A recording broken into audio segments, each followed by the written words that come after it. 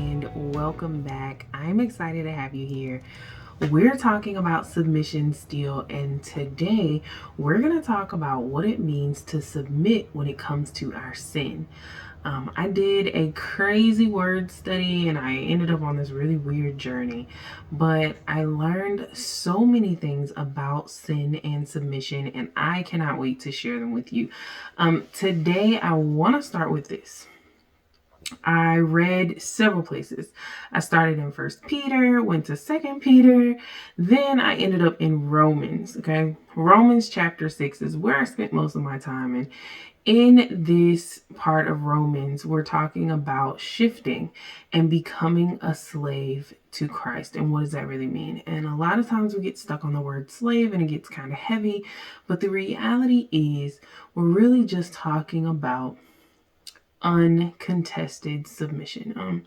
Slavery actually means, in this instance, when we are going through this process, when we're talking about submitting our sin, in First Peter and in Romans, there's so much in there. Go back and read First Peter chapter 2 and Romans chapter 6. Really just kind of jump in them and you will find so many good things. The first thing I want to tell you is slavery in this instance actually means the word doulos, okay? Doulos means fearful obligation or uncontested submission, okay? So it means somebody who's giving ourselves up for another's will. All right, and we're going to start there. So I was trying to figure out, well, what does that have to do with sin? What does that have to do with our submission to Christ? How does that all work? So I'm in the process of learning and developing, and I got stuck on this statement. It says, we have unacknowledged sin. And when we have unacknowledged sin, it impedes our ability to submit. So the fact that we haven't acknowledged some things that we've done, we haven't truly taken accountability and responsibility for the things that we've committed. Like, there are times I know that I committed a sin, I did something wrong, but it was just kind of like, God, cover my sins. I didn't really say, God, this is what I did, and it doesn't reflect your image. And I'm supposed to be walking in your image, so what I'm doing is not you, and I need you to help me shift my mindset and my thoughts and my processes to help me better manage my sin and my ability to submit. So what do we do if we want to move away from this bondage or this yoke? Well, we have to figure out what bondage is first. And bondage is actually our actions are driven by our fleshly desires. When he's talking about being in bondage in this instant, he's talking about our choices not reflecting the God that we serve and our desire to please and glorify God. It reflects our desire to satisfy and pacify our flesh, and that's not what we want to do, right? So then the question comes up, well, how do we ensure that our actions give glory to our Father? Well, we have to look at the best example. And that example is Jesus. So I went to First Peter chapter 2, verses 21 through 25, and you can go back and read it. But in this section, it's actually talking about Jesus being the best example of submission. And he gives some, don't do this, and Jesus didn't do this. But I'm a teacher, and anyone who knows, talking to kids, like, you can't just tell a kid don't do something. You got to tell them what they can do so they don't get caught up in, well, she said I can't do this. Why would she say that? Right? So I shifted everything and I put them in positive do these phrases. So phase number 1, be honest and true in your conversation with others. Not just honest and true as in you tell them the truth, but honest and true as in true in heart, true in mind, being true to yourself and the conversations. I know I had a tendency to just be like, this white lie ain't gonna get caught. It's not a big deal. I'm just trying to save their feelings. No, we can't do that. Being humble and forgiving when others insult you. We have to be humble. Like, there are a lot of times, if you think about Jesus and the insulting and the issues that he went through so much, but he never, said anything about them. He never judged them. He was humble. He was like, it is what it is. We have to be that. Not because it's about them, it's about us. Because the moment we start walking an offense is the moment where we allow ourselves to be impacted by the decisions and thoughts of others. Leave the revenge to God. Okay, that's number 3. Leave the revenge to God. This is not your problem to solve. None of our problems are ours to solve. If we would just release them, it'd be okay. But even our problems of sin, not just sins we've committed, but sins that have been committed against us, it's not our job. We can't do that. So when we're talking about being submitted, we have to learn to allow God to get our revenge, because our hearts need to be pure, and they can't be pure if we always thinking about a way to get back at so-and-so, or if we just mad. You can't think and act nicely and have positive conversation with people if you're still mad at so-and-so from last week. I know I can't. Okay? So here's one. When God calls you to bear the burdens of your brothers and sisters, bear them. Be there. Support others. I think a lot of times we feel like we have to bear our problems alone. We have to address our sins alone. Like, if you struggle with a sin, like, you don't have to deal with that alone. There are times in life where you can make decisions and you can talk to someone to hold you accountable so that you don't commit the sin. The problem is we like to go to our accountability partner after we already did something and be like, girl, help me through this. No, that's not what we're supposed to do. We're supposed to have that accountability partner so that when they see signs, when they see signals, or when you're about to be in a situation, you can call them and they can help you be reminded of the walk that you chose. I have multiple accountability partners, but even in these last few years, I've had to shift and get new partners because I was too comfortable with the people that I had.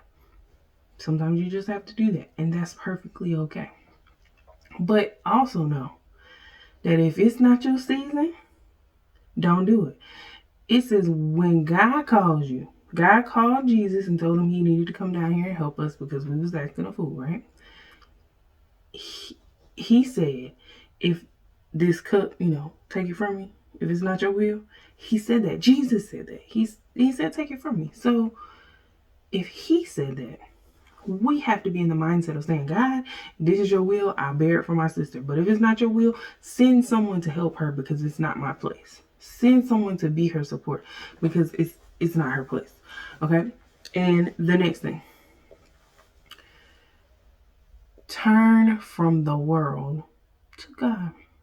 Now that sounds simple, but it's actually pretty difficult. I know what it's like. Our submission to authority on earth reflects our submission to Christ. Do what they tell you, even if they're cruel. Like, that's 1 Peter chapter 2, verses 16. When we're turning from the world and turning to God, we have to submit to the laws of this land in an appropriate form. We have to submit to where we are. We have to submit to those around us. When we think about our bosses, the people around us, they're not always nice. Sometimes they're cruel. When people are cruel to you, they have ill intentions, but they may have good purpose in the end or whatever, but we can't get mad at the delivery. God is pleased when we endure things. God is pleased when we put up with the mess. It's not our job to correct the mess. It's our job to walk in obedience of his will. So we're moving on. We're going to Romans, and I want to make it clear. When we're submitting to God, we're submitting to his will for our life. And a lot of people are always like, what does that actually mean? Well, this is when I get to Romans. Romans chapter 6, the whole chapter, but Romans chapter 6, verse 14 shows us we're always submitted. The question is never what or are we submitted or can we truly submit? The question is, what are we submitted to? It says in Romans 6:16, we choose to obey either our flesh or our Father. Like, those are our choices, right? So if we're choosing to obey something at all times, one of them has to be sin, right? So obedience isn't difficult. It's choosing to deny our flesh, to deny our fleshly desires and our own innate desires. That's what we struggle with. We obey our craving for companionship when we send that text message. We knew we weren't supposed to send a text message. We knew we weren't supposed to call that person. We knew all of those things, but we still did them. And the question is why? Because we were obeying our flesh. So if we're now obeying our flesh, that means all we have to do is take the same action that we did when we were obeying our flesh and apply it to the Father. Every time we get that notification, our heart popped a little bit, right? Every time we got that text message, we was like, oh, I'm so happy to get it. It should be the same way when we speak to God. And the reason why we got excited about those text messages or those conversations with people is because the more we talk to them, the more connection we had with them. So if we apply that to the same situation, the more we had interaction with that fleshly desire, the more we desired it, all we have to do is shift it. The more I talk to God, the more I spend time with Him, the more connected I am, the more I'll naturally want to desire Him, the more I'll spend time with Him, the more I'll call on Him, because I'm like, man, the last time we talked, it was good. So let me get back over here and get in this journal and get in this word and get to spending time with Him.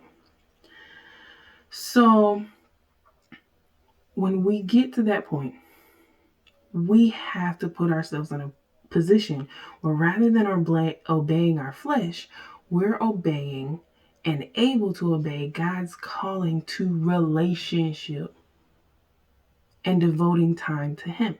The more we do that, the more we naturally submit. Okay. And I was trying to figure out, like, how do we know that we're not submitted? How do we know that we're still in sin? Well, sin always puts a desire to want more, right?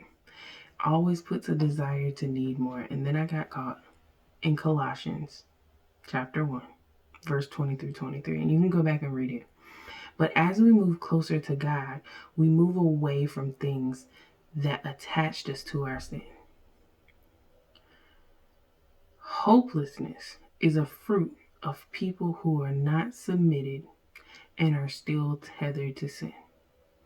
Because we find assurance when we're submitted to God, when we follow Him. So if we get assurance, we get hope when we follow Christ and when we're submitted to Him. As soon as we find ourselves in hopeless situations, we feel like we're hopeless, then that is a sign that we're still tethered. If we still feel like, ain't no way I'm gonna be able to fix this. Oh, ain't no way I'm gonna be able to get out of this. The moment we start saying that is the moment we need to say, okay, God, what area where I'm not seeing it? And start asking God, reveal to me the areas where I'm still, obeying my flesh, God. Reveal to me those areas where I'm still not following your will, where I'm still not committing to your word. Reveal to me those things so that I can see what you have for me, so that I can make good decisions that reflect you. God, just as I write, as I journal, just show me things. Like, I deal with this thing called envy, y'all. And it's so bad sometimes that I'm just like, God, I don't want to see nothing. I won't scroll down Facebook. I won't scroll down Instagram, because I know He's working with me in that area. And I can't deal with those things until I deal with myself. Like, a lot of times we're like, well, if I just delete and block everybody, I won't be mad no more. No, but as soon as you turn it back on, you're going to be mad again. So until you deal with your own self, just like I'm dealing with my own stuff, it's not going to solve itself. You're not going to truly be submitted. You're going to be lying to yourself. We're going to be creating this unrealistic expectation that's going to make us hopeless as soon as we jump back on. And we're like, God, I'm still envious. Why? Right? But the reality is, all we have to do is take some time, acknowledge it. Even today, I had to take a moment. There was somebody that I saw on my Instagram feed, and I was just like, man, as soon as I saw that face, I got a little envy up in my spirit. Why?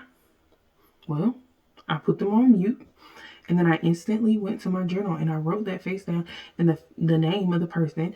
And I said, God, show me why this person. Help me to see my heart, expose my areas, and why does that person trigger me? Okay, because it's not the person. They didn't do anything. They trigger something in me. So what emotion was or expectation did I have for myself that they show me I haven't met? And the reality is, it's an expectation that God never wanted for me. God never had any of the things that person was connected to for me. Okay. And you kind of have to do the same thing. You have to say, okay, God, this is what triggered me today. And it made me feel this emotion. And I know that's not one of your fruits of the Spirit. So if it's not your fruit, God, show me what branch I'm connected to, what person I'm connected to, what thing I'm connected to that allowed me to get in the situation where I made those things. And then, God, show me how to cut it off. Show me how to prune it. And I'm pruning another day so that I can be more connected to you. So I wanted to share that with you. I know this was a lot, but I really hope it blessed you. I want to leave you with this. We are always submitted. The question is never, are we submitted? The question is, who and what are we submitted to? Are we following our flesh? Are we following our Father? Get a journal, take some notes, and be honest with yourself. Because being honest with ourselves in this season is the only way we can submit. Because we can't give anything over to the Father if we haven't acknowledged that it exists. And it's going to hurt and it may cause some tears, but I promise you it is worth every single second. So I hope this blessed you. I'm going to give you those scriptures again. You can go read them and take them all down. It says 1 Peter chapter 2, the whole chapter. Romans chapter 6, the whole chapter, and Colossians chapter 1, verse 20 through 23. Go back, read, meditate on them, let them show you what you want to see and what God wants you to see, and I pray that you're blessed by it. Have a great day.